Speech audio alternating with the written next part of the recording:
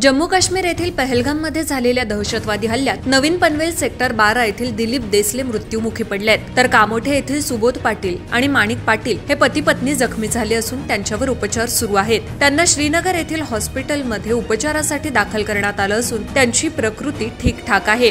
पहलगाम काश्मीर येथे झालेल्या दहशतवादी हल्ल्याच्या पार्श्वभूमीवर माहिती घेतली असता निसर्ग ट्रॅव्हल्स पनवेल येथून एकूण 39 प्रवासी जम्मू काश्मीर पर्यटनासाठी गेले होते। त्यातील दिलीप देसले राहणार खांदा कॉलनी पनवेल हे सदर हल्ल्यात मयत झालेत आणि सुबोध पाटील राहणार पनवेल हे जखमी झालेत। माणिक पाटील या सुबोध पाटील यांच्या पत्नी आहेत। त्यांना श्रीनगर येथील हॉस्पिटलमध्ये एअरलिफ्ट करून त्यांच्यावर उपचार सुरू आहेत। सुबोध पाटील हे कस्टम मधून सेवावृत्त झालेले कर्मचारी आहेत। कामोठे पोलीस ठाण्याचे वरिष्ठ पोलीस निरीक्षक विमल बिडवे यांनी त्यांच्या निवासस्थानी भेट देत परिस्थितीचा आढावा घेतला। रात्री उशिरापर्यंत त्या पाटील यांच्या कुटुंबियांसमवेत प्रशासनाशी संपर्क साधत होत्या, तर पनवेलमध्ये अन्य कोणाला मदत लागल्यास सहकार्य करत होत्या। दहशतवाद्यांच्या हल्ल्यात पहलगाम या ठिकाणी काही पर्यटक अडकलेत, त्याबद्दल माहिती मिळवण्यासाठी आणि पर्यटकांच्या नातेवाईकांना माहिती देण्यासाठी श्रीनगर येथे मदत कक्ष स्थापन करण्यात आलाय। अमरनाथ यात्रेत पनवेल आणि रायगड जिल्ह्यातूनही काही पर्यटक गेलेत। त्यांच्या कुटुंबियांनी मदतीसाठी श्रीनगर येथील 0194 246265 2457543 2483653 किंवा 7780805144 7780938397 7006058623 या व्हॉट्सअप क्रमांकावर संपर्क साधावा असं आवाहन शासनातर्फे करण्यात आलंय। पनवेल रायगड जिल्ह्यासाठी संपर्क साधा। मंगळवारी 22 एप्रिल 2025 रोजी पहलगाम जम्मू काश्मीर येथील पर्यटकांवर दहशतवादी हल्ल्याची बातमी प्राप्त झाली। यामध्ये महाराष्ट्रातील काही पर्यटक असण्याची शक्यता आहे। जर सदर ठिकाणी रायगड जिल्ह्यातील कोणी व्यक्ती असल्यास किंवा आपल्या ओळखीतील कोणी नातेवाईक किंवा व्यक्ती असल्यास कृपया तात्काळ रायगड जिल्हा प्रशासनास किंवा रायगड जिल्हा आपत्ती व्यवस्थापन अधिकारी यांच्याशी 02141 222 118 222 097 8275152363 9763646326 या क्रमांकावर संपर्क साधावा असं आवाहन रायगड जिल्हा आपत्ती व्यवस्थापन अधिकाऱ्यांतर्फे करण्यात आलं आहे।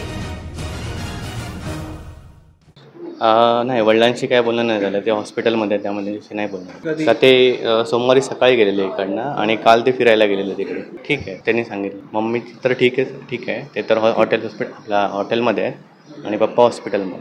आम्हाला ॲक्च्युली दुपारी थोडं समजलेलं, पण ते एक्झॅक्ट नव्हतं माहिती, पण इव्हिनिंग नंतर कन्फर्म नाही। माझ्या भावाशी झालंय बोलणं पप्पांशी, माझ्याशी नाही झालं अजून।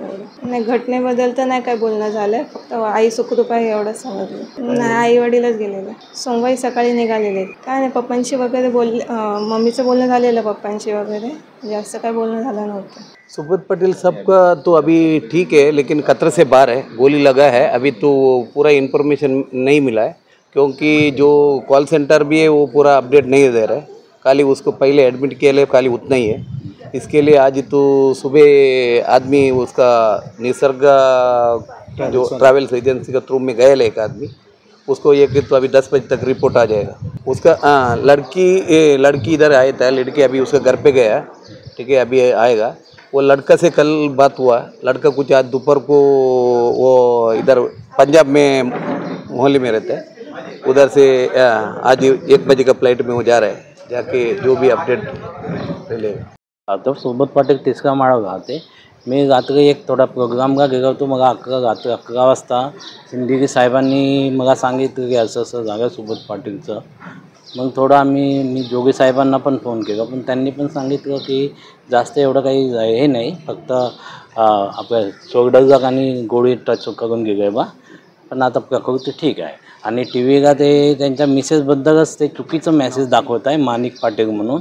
ॲक्च्युली ते माणिक पाटील मॅडमला तसं काही झालं नाही, पण सुबोध पाटील आहे थोडे जास्त काही हे नाही, जखमी आहे म्हणा, पण तब्येत वगैरे चांगली आहे। आम्ही देवाला हेच प्रार्थना करतो लवकर त्यांची तब्येत काही हे होऊ, आणि त्यांचा मुलगा पण गेला आज जाणार आहे काहीतरी तिकडे काय।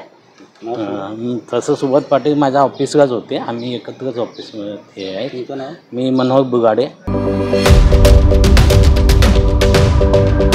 यूट्यूबवर सुद्धा रायगड टाइम्स सर्च करा आणि पहा रायगडच्या कानाकोपऱ्यातील प्रत्येक बित्तम बातमी। आणि हो, लगेच सबस्क्राईब बटनवर क्लिक करायला विसरू नका. रायगड टाइम्स, आपलं चॅनल, आपला आवाज.